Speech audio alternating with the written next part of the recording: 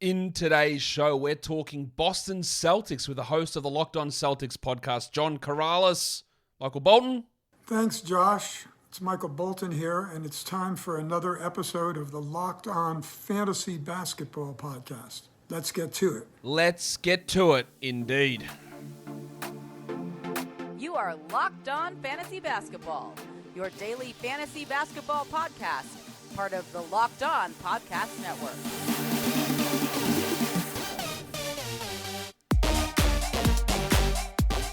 Hello and welcome to the Locked On Fantasy Basketball podcast brought to you by Basketball Monster. My name is Josh Lloyd and I am the lead fantasy analyst at basketballmonster.com and at Yahoo Sports Australia. And you can find me on Twitter, as always, at redrock_Beeble and on Instagram at Locked On Fantasy Basketball. Thank you for making Locked On Fantasy Basketball your first listen every day. We are free and available on all platforms. We're here to talk Celtics, team that's loaded up.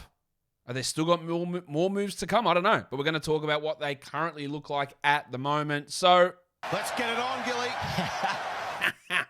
All right, so we're getting back on the show for, I think this is the 7th year in a row.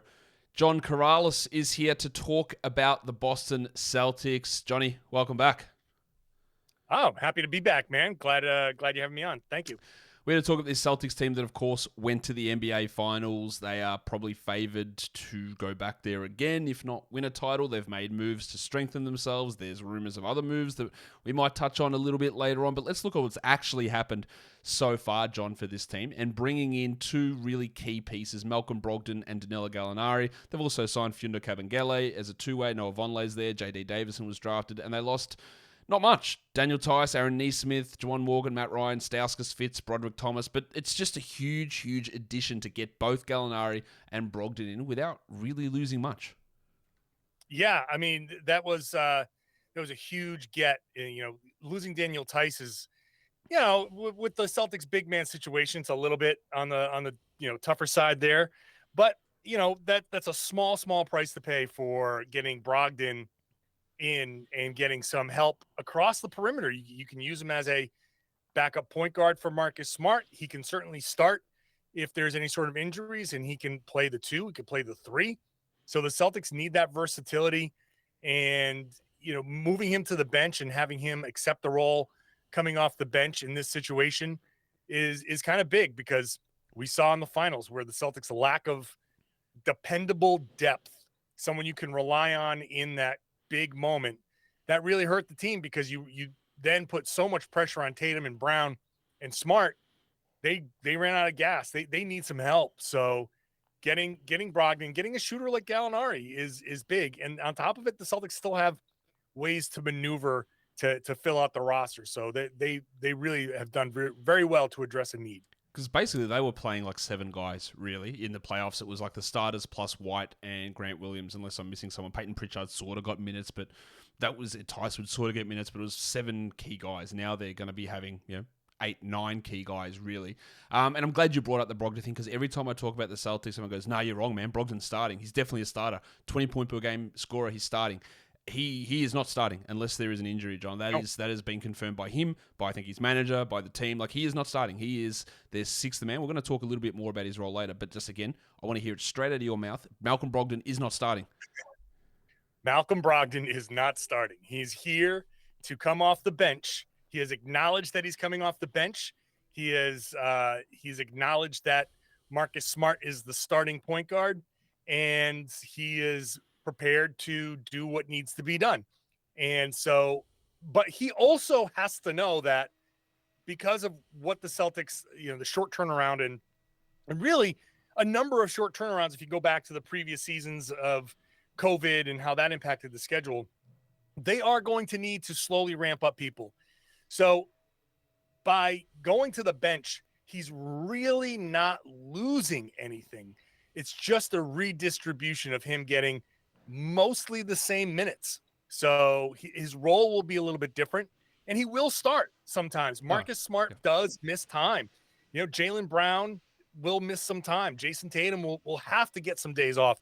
So you can start Brogdon on any of those occasions and be good. And you still have Derrick White backing those guys up. So you're in a good situation. So he knows he'll probably still start probably 20, 30 games for the Celtics. So he'll go to the bench when they're at full strength. He's not here to replace anybody, but he knows that he'll still have a pretty big role. It's one of those things that it's not quite the same, but for someone like a Jeremy Grant who went from a key role player, low usage, to a high usage guy that scored a lot in Detroit and now is going back to a lower usage player. Malcolm Brogdon was a low usage player in Milwaukee. Like, he just didn't have the ball that often. He didn't pass it that often. He scored okay. He filled a role as a shooter, went to a team where he was entrusted with a larger role. Now he's going back to a team where he moves back into that role similar to what he was in Milwaukee. So again, people need to be not looking at necessarily what he did in Indiana, but even going all the way back to how he was playing as a member of the Milwaukee Bucks to get more of an idea of sort of the role. It'll be a little bit different, of course, but that's sort of more of the Brogdon we're getting, not necessarily Indiana Pacers Malcolm Brogdon. Now, Brogdon missed a shitload of time last season, John, with Achilles injuries. We assume that he is ready to go, but there are some other injuries we need to talk about because Rob Williams had a knee problem, came back in the playoffs, wasn't 100%. Where are we at with that? The last I heard is that it was just something that needed rest, and he's been getting that rest in the offseason. There was never any long-term any long-term impact on him. It just needed to play through the pain and play through some inflammation. But the meniscus tear itself, there's no further tearing. It was just getting through that surgery and getting off his feet for a little while. So he should be back to 100% when he's back at camp. So no concerns for Robert Williams. Because people were panicking again about him drafting him in fantasy this year. And man, he was hurt in the playoffs. He's always going to get hurt. He played 3 fewer games than Luka Doncic during the regular season. Like, he actually stayed healthy until the end of the season. And again, we know he's going to be okay for now. Yes, he's had toe issues and lower body injuries, and we were worried about that with anyone who's that tall. It's just going to be a problem. But at this point, he's healthy. And what about Jayson Tatum? News came out yesterday that he played the finals with a fractured wrist. Fractured wrists, unless you're Jonathan Isaac, these injuries don't take years and years to heal. So he'll be ready to go, we're guessing, for training camp? Yeah, I mean, I don't look at pro-ams for much, but he did play in this pro-am without a wrap on that left wrist. So he had been playing with a wrap on that left wrist in the playoffs, in the finals. So that tells me that it should be fine. If there was any sort of pain or anything, he would have had something on there. So seems like it was just a painful thing and not something that's gonna linger, I don't think. So, and it was a non-displaced fracture, which means it didn't move. It just kind of like broke and just stayed in the same place. So it healed. It was just painful. And he had some moments there where it was really, really painful. But other than that, it should be no problem. And like I said, the playing any kind of basketball without a wrap on it tells me that he's fine. You don't pay any attention to Peyton Pritchard's 92-point pro-am performances or anything like that? You're not like breaking down film of that? Yeah. I mean, I tried to get into the X's and O's of that, but once you get to point 65, you just say, okay, he's just hitting shots. Yeah, that's Peyton Pritchard, pro-am legend. We're going to talk about a projected starting lineup. We've already given away that Malcolm Brogdon won't be in that. Before we do, we're going to tell you about Rocket Money, because it used to be called Truebill, and you've heard me talk about Truebill, and if you need to make a budget and you never do it, well, I've got a solution for you. This is something to help you keep track of credit card payments. I can't speak. If you're afraid of looking at your bank statements, maybe something like Rocket Money, which is formerly Truebill, might be something that you need. So why did Truebill change its name to Rocket Money? Well, first of all, they're now backed by Rocket companies, and it's grown from a bill management app into a full-time personal finance empowerment tool that helps 3.4 million people with budgeting, lowering bills, canceling subscriptions, and more, saving each of their members on average $700 a year. With all that growth comes the next evolution in Truebill's story, and that is that new name. So bottom line is Rocket Money. It's the same thing that you've loved with Truebill in the past. It's just got a fresh look and feel. So start canceling your unused subscriptions today and save money at rocketmoney.com/LockedOnNBA. That's rocketmoney.com/LockedOnNBA, or download the app from the Apple App Store or the Google Play Store. The starting five, John, this is the most unsurprising starting five that we will get. It's Marcus Smart, Jaylen Brown, Jayson Tatum, Al Horford, and Rob Williams. It worked fantastically last season. There is absolutely no need to mess around with it. I don't know what more to say about it. The only thing I can say about it is that Al Horford is going to be an interesting case here because of his age and how much he's going to play. Now, I don't know how much from a fantasy perspective, how much fantasy value he really had anyway. A lot.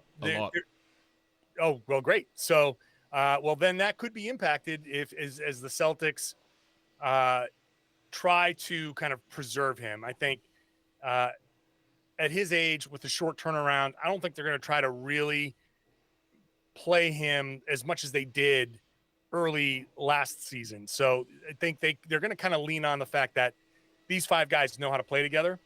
And so we'll see probably either some early substitutions and you keep Al Horford's minutes down to maybe less than 30 if you can, to try and just keep him fresh. Maybe you start to see some second night of a back-to-back, taking those nights off, preserving him that way. So you might see a little bit more Luke Cornett, who they currently have as their third big. You might see a little bit more Grant Williams in that role. So there could be some adjustment from last year to this year. But when this group played together and they were healthy, dominant. So that I see no reason to change how they start these games. It just may be in the middle. You sign Gallinari for a reason. Just use him and keep Horford's minutes low until after the All-Star break when you start to ramp him up and get him ready for the playoffs. Ime Udoka sort of did it opposite last season. Like, he was playing Rob Williams and Al Horford big minutes early on in the year. In the end, Al only played 29 minutes a night, but he was playing big minutes early, and his block rate really rebounded. Like, it was non-existent almost in Oklahoma City and even in Philadelphia, but a lot of his numbers just went back to numbers from 4 or 5 years ago last season. So I guess there is some fear that maybe there's a little bit of a dip as a 36-year-old man, that maybe he's not blocking 1.5 shots a game again, and that 29 minutes goes down to 28 minutes or 27 minutes as they look to preserve. But as you've already mentioned, the front court depth isn't particularly strong. It's not like they have, like, Grant Williams is there, but I don't want to rely upon Luke Cornett. I don't want to have to watch Luke Cornett. So I don't think they don't have this. It's not like they have three literally NBA starting caliber point guards, which they do. They don't have that with the front court option. So it's not like they can just go completely easy. Yes, Gallinari will help, but it's not as straightforward as just say we're going to play him 20 minutes a night to keep him fresh, because they might not have that flexibility. Now, in terms of the bench, we've got a 5-man rotation here. There is a lot of guards in this group, because there is Malcolm Brogdon, there's Derrick White, Peyton Pritchard, Danilo Gallinari, and Grant Williams. 3 guys there are point guards. And that's Brogdon, White, and Pritchard. Now, White and Brogdon can play up because they're a bit bigger. They can defend pretty well.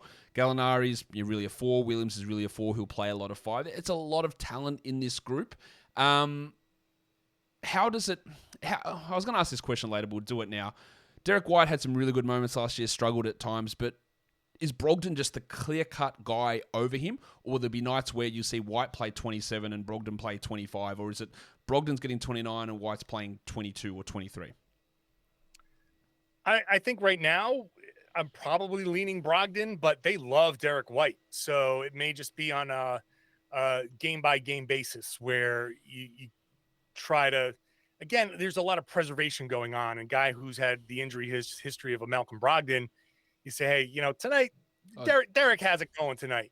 And so why don't you just take it easy? 18 minutes tonight or 20 minutes tonight, relax. We're not going to – don't read into one guy getting too many more minutes than the other guy in any certain case. I think they're all building towards something. So, but I think when we get to the final numbers, I think Brogdon will be the first guy. He'll be the 6th man.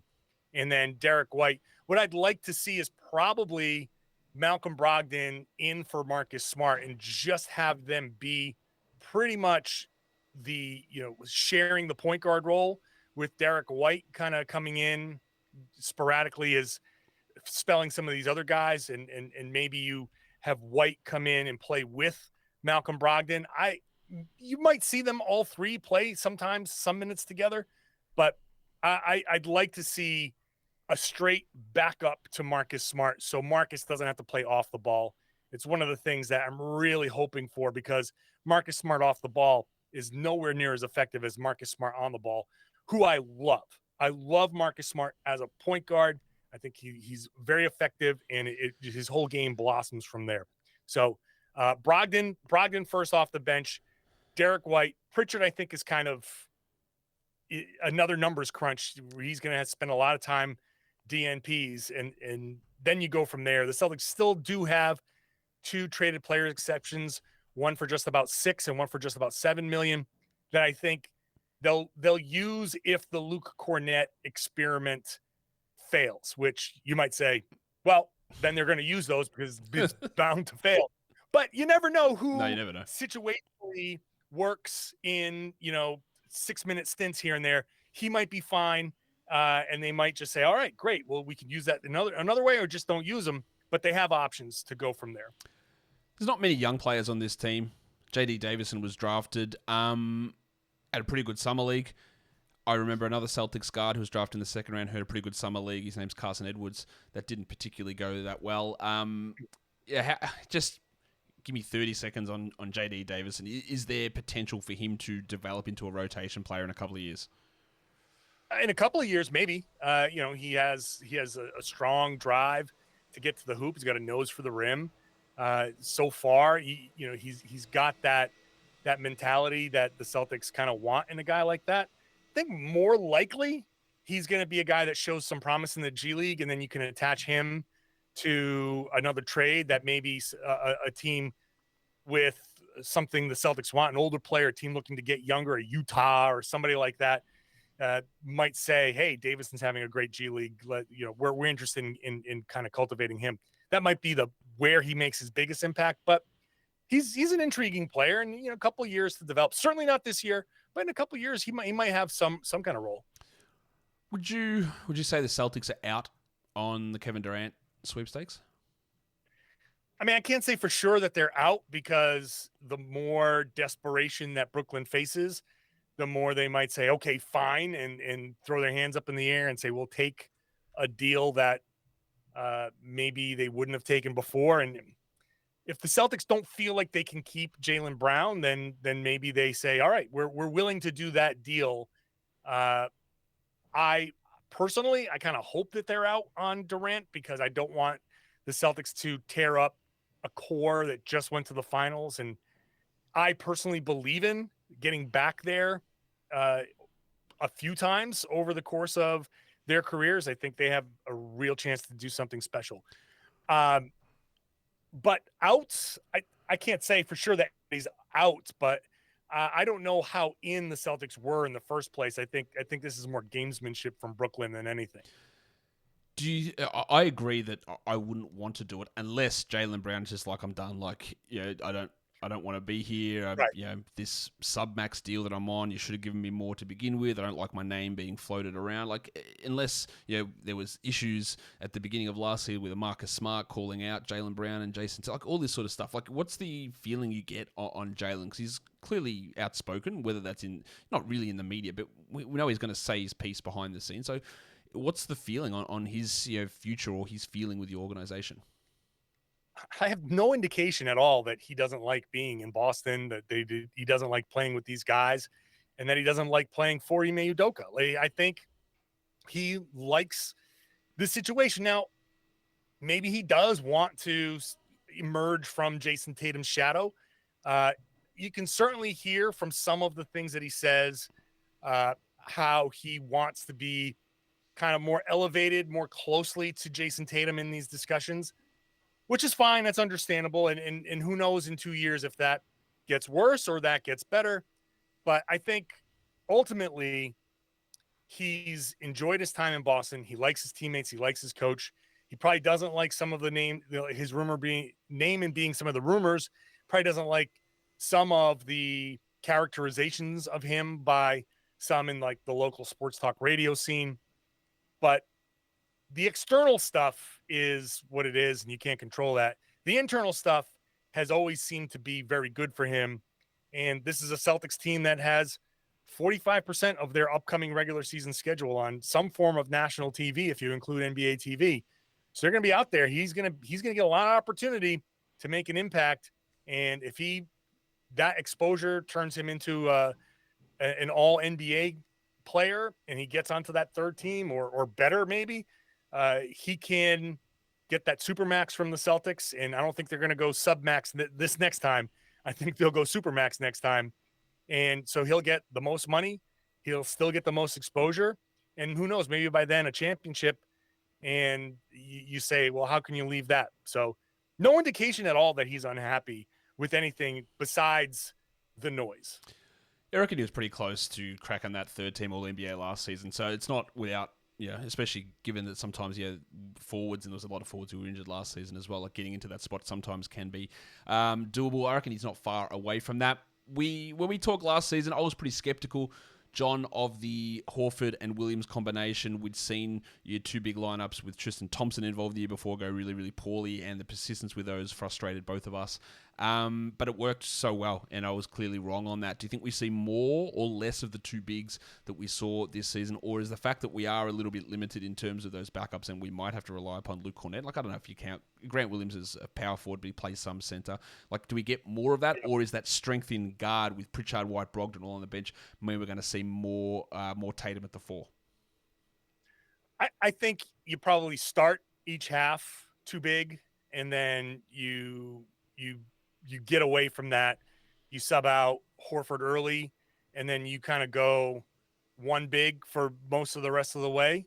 But that depends on matchups. I'm going to say less, mostly because I think just they're going to want to sit Horford. And I don't think going double big, if you like Luke Cornett and Robert Williams, who knows? Maybe Luke Cornett finds some shooting, like an increase in his 3-point shooting, and the combination of those guys, it just happens to be the right mix of the right guys, and Cornett just becomes this dead-eye stretch big, and you do see more double big lineups. I don't anticipate that, but it's not out of the question. So my inclination is to say probably less, because they're so guard and wing heavy that they'll probably just rely on more of those smaller lineups. I love the idea of smaller lineups. I love the idea of even going super small with Tatum at the 5 in some matchups, and you can run Marcus Smart, Derrick White, Malcolm Brogdon, Jalen, and Jayson out there and have a real just menace defensive team. Lacks some size, but you're going super small and hopefully speed and skill. I can see them throwing that lineup out there a few times and testing it out. So I would say, generally speaking, less is my anticipation. Yeah, I would anticipate that as well. I know you're the president of the Luke Cornett fan club, but do you reckon there's any chance that Kabengele or Vonleh can maybe get into that role? 'Cause I reckon there's a chance that they might be equivalent or better. Yeah, I mean, look, the thing with Luke Cornett is he could be fine, he could suck. And he's done both. He's done both of those things. Like, he's been okay, and then he's just been dreadful. Right. I think he was all right in New York, and he was shocking in Chicago when he was there. And he's had some moments in Boston as well. So who knows? I don't think Vonleh is going to make any sort of impact. I'm interested in the Kabengele thing.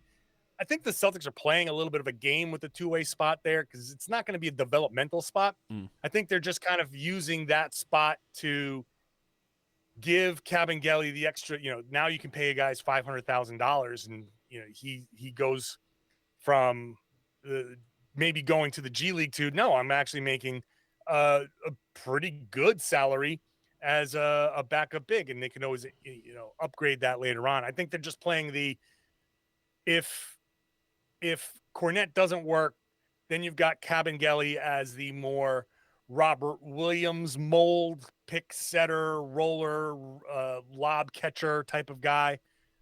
So they'll use him in that role sometimes. Obviously, Rob, the injury history is there, so they may want to play it a little safer with him too, and that would be where Kabengele kind of steps in. So, like I said before, they have options to go out and get other bigs. So there are going to be opportunities for everybody on this roster over 6'10" or 6'9", I think to come in and make some sort of impact down low. We're just going to have to see how the season plays out with that.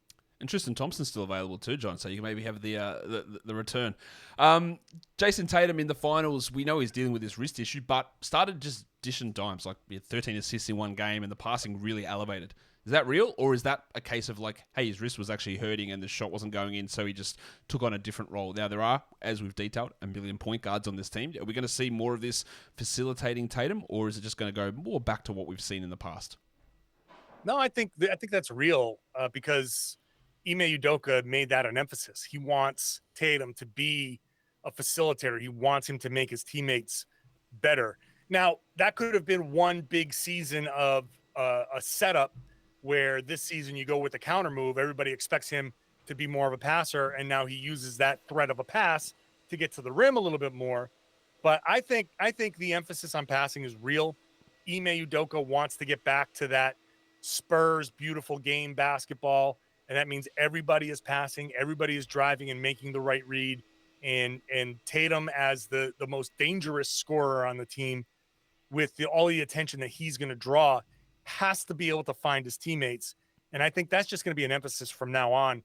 So I would expect his assist numbers to continue to go up. So I think the passing is real. Yeah, I tend to agree with that as well. Who's a breakout candidate on this team, if there is one? A breakout candidate. I don't see anybody going from middle numbers to great numbers, right? I think you're still relying on Tatum and Jaylen Brown to kind of be who they are, increase their efficiency. You want Marcus Smart to increase his efficiency and be more judicious. That's like what we've been saying his whole career from three. Maybe if I had to pin on somebody, Derrick White, in just him getting more comfortable in Boston, having, instead of coming over in the middle of the year with a pregnant wife and living out of a hotel and having all of that craziness and just being thrown into the middle of a new team, no matter how similar it was to San Antonio, maybe starting out with a more cemented, okay, I'm here, I'm in Boston, I'm settled, I'm in a training camp. I think maybe he has the opportunity to quote unquote break out in terms of maybe hitting a little bit more consistently from three and not shooting whatever the number was. It felt like it was like 20-something percent. It was bad, yeah. Yeah, it was bad. So maybe he just becomes a league average 3-point shooter, which for him would constitute a breakout compared to last year. But I don't see any one guy stepping in and suddenly going from 8 points a game to 24 points a game. I think the rotations, this is a veteran team with defined roles, and most of the guys coming back to a system that worked a certain way last year. So I think they're just going to try to refine that, and you can add some wrinkles, but I don't think that anybody's going to kind of break out of whatever roles they were in. On the flip side of that, we've got regression candidates, and I think if you can just look at numbers from last season, it probably has to be Brogdon who's going to take that step back, but that's not like a step back in ability necessarily. That's just a step back in opportunity and fitting into the new role. But as you said, most of these guys are sort of, apart from Horford, maybe you'd classify Horford as that guy, but everyone's sort of just in their prime and just doing what they do. Yeah. I mean, Horford, like you said, for all the reasons that I've stated a couple of times now, he has the potential to just time-wise, just not going to play as much, save it for the playoffs. Brogdon, like you said, is a candidate because of the changed role, but maybe his production kind of shifts and he becomes more of a catch-and-shoot guy than he has been, and it just changed where he makes his impact. I'm really curious to see where Robert Williams falls in all of this. I don't know if he's going to regress, stay the same, or will he be a breakout candidate? Because he has so much potential and untapped potential that the way they were using him before he came in, high post passer, I'm just kind of curious what he adds to his game, if he adds to his game, or if he just stays the lob catching role guy or anything like that. Ime said early in the season last year, it would kind of suck if you just stayed the lob guy for your whole career. So I think Ime wants him to do something. I just don't know how that's going to impact him, if it's going to take him away from the things that he's done well, or if it's going to enhance the things that he's done well.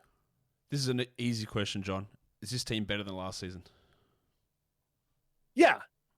I think for obvious reasons where you get Brogdon in and you get Gallinari and they address some need. But also, I anticipate some internal improvement. Now, not everybody's going to improve at the same rate, but I expect a guy like Grant Williams to learn from what happened. I expect Jayson Tatum and Jaylen Brown to learn from what happened. So I would think that this team, even if they didn't do anything and brought back the exact same team, they would be better just for the experience that they just went through. But adding those guys and plugging those holes certainly makes them a better team. Who's the most likely player to be traded? Well, I would say, see, this goes so many different ways because I don't think there's anything to the KD. I just don't think that's going to happen. I think they're going to keep Jaylen. That might have seemed like an obvious one. I think the most likely guy to go might be Peyton Pritchard in a kind of, we're going to use the TPE.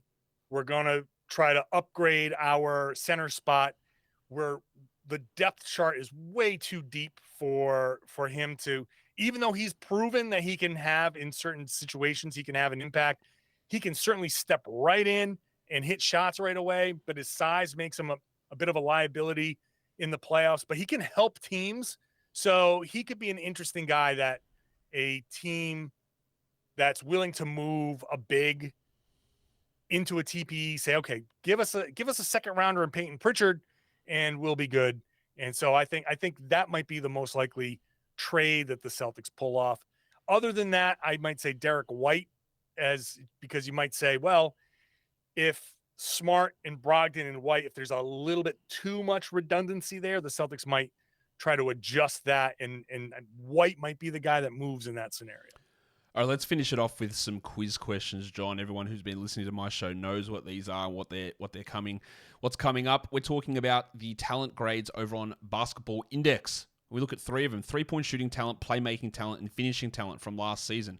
3-point shooting talent is not who had the highest 3-point percentage. It's about volume, difficulty of shots, pull-ups versus catch and shoots, distance, corner threes, shot clock, all that sort of stuff. Like who's just the best 3-point shooting guy. The playmaking is not assist numbers necessarily, but who's creating for others, who's got that gravity to open things up, who's hitting guys in the right spots at the rim, in the corners. And finishing is not just about lobs and putbacks. It might be about that, but it's not just about that. It's about driving through contact and getting there and being able to finish at the rim. So I want to see how people who cover the team would rate their own players in terms of that and see if the numbers match up. So who do you think would have graded out from last season as the best 3-point shooting talent on this team?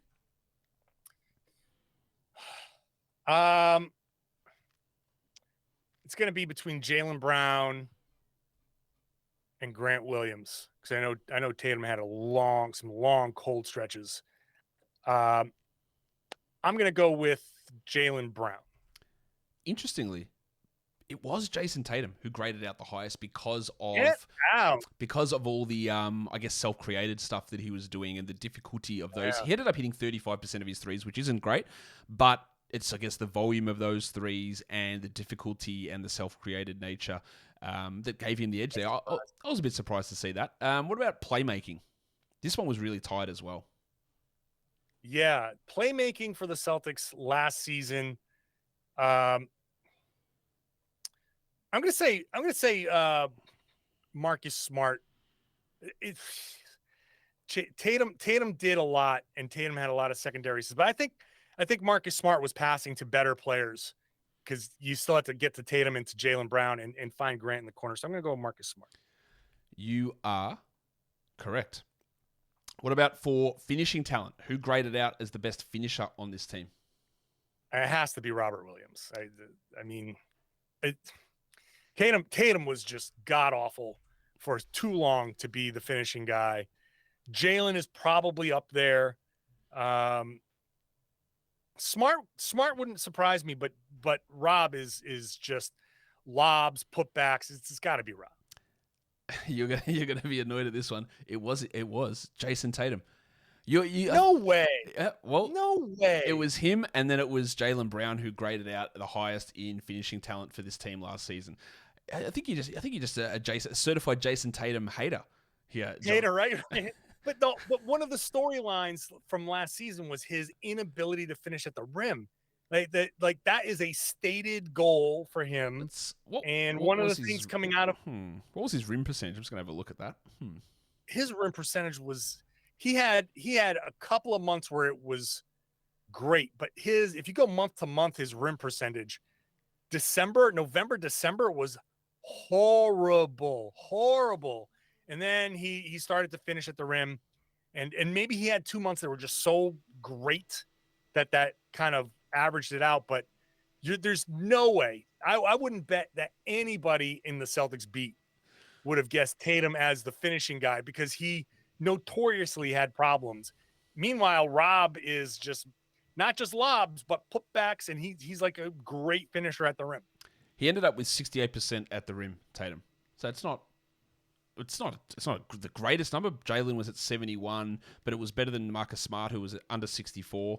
It was Derrick White was at 59. Rob Williams was at 79, but of course that's basically just all lobs and putbacks. So I guess it's the difficulty and it's the driving numbers from Tatum and drawing those fouls as well that push him over the line. So that's interesting. All right, last question for you. Rob Williams, we know he's a great shot blocker. What percentile in the NBA was he in terms of block rate amongst centers, though? So we know that if you look at the entire NBA, he's like right up there. But amongst centers, how high was he up there in terms of block rate? I mean, his block rate was ridiculous. He had to be, but then you had Al Horford out there doing a bunch. Man, I have to say that Rob was he's probably top 10. I would say he's probably like 5th or 6th in the league. He was about that. It was 95th percentile amongst centers. So out of all centers, he was basically, like, he wasn't the best, but he was pretty bloody close to it. He was really, really good at protecting the rim. And even though his block numbers over his career have come down a little bit as he's played more minutes, he's still been able to maintain a really, really strong level of production there. John, that'll do it for us talking about the Boston Celtics. Thank you for coming on and talking about this team and answering my stupid questions. Tell people what's going on over at Locked On Celtics. Locked On Celtics, we're just continuing through. It's hopefully we're done with the Jaylen Brown, Kevin Durant rumors, but still following all of that, and pretty soon getting ready to preview the East. Spoiler alert: I think the Celtics are going to be one of the 2 or 3 best teams in the East again. So we'll be talking about that and getting you set up for the upcoming season. Go check it out, Locked On Celtics, wherever you get podcasts, and over on YouTube. John, thanks for coming back on the show and chatting about Boston. You got it, man. Thanks. And that'll do it for me today. Don't forget to follow this podcast on Apple Podcasts, Google Podcasts, Stitcher, Spotify, and on the Odyssey app. If you're here on YouTube, thumb it up. Leave your comments down below. We'll have at least one more show coming today. Who knows what else we've got coming down the pike. You'll see other stuff happening. And the best way to follow that is Apple Podcasts, Google Podcasts, Stitcher, Spotify, and on YouTube. As I said already, I think. Maybe I did. Who cares? Anyway, guys, we are done here. Thank you so much for listening, everyone. See ya.